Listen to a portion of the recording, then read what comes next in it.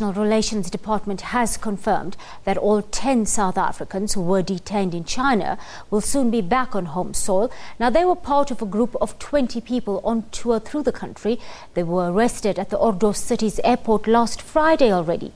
International Relations Minister Maite Nkwana-Mashabane says the group will be back in South Africa in 72 hours' time.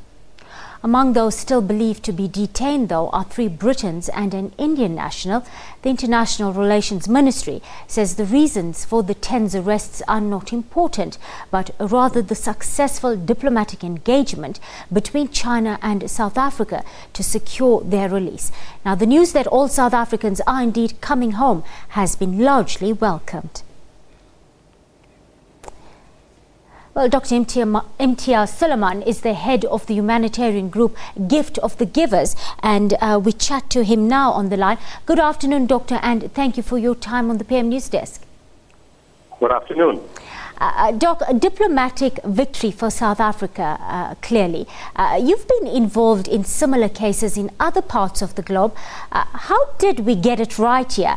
And did Deputy President Cyril Ramaphosa's visit to China currently weigh in our favour?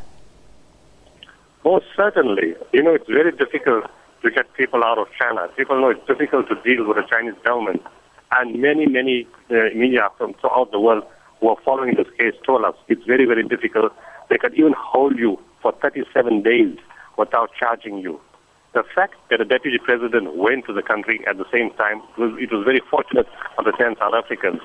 At the same time, what carries weight is the fact that South Africa and China have got good bilateral relations, and we are trying to expand on those relations. And I think the what must have carried it finally is when the Deputy President himself approached the Chinese government, and whatever deal was struck, it was to secure the release of the 10 South Africans.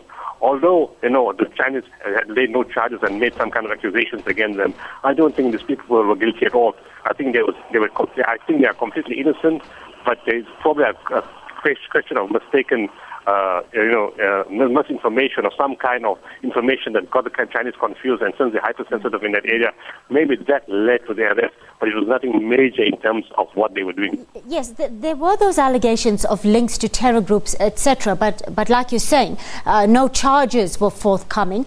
Was this a case of religious profiling, do you think, Doc, or just hypersensitivity?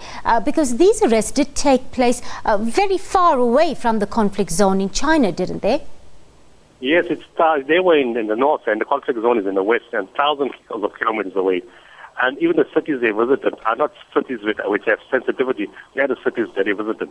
And the other thing is, they were in the country already for 30 days. It's not like they just walked in and suddenly there was chaos. They were there for 30 days, moving around their business, visiting sites and doing things for 30 days. I think the problem must have come when they spoke about this propaganda videos.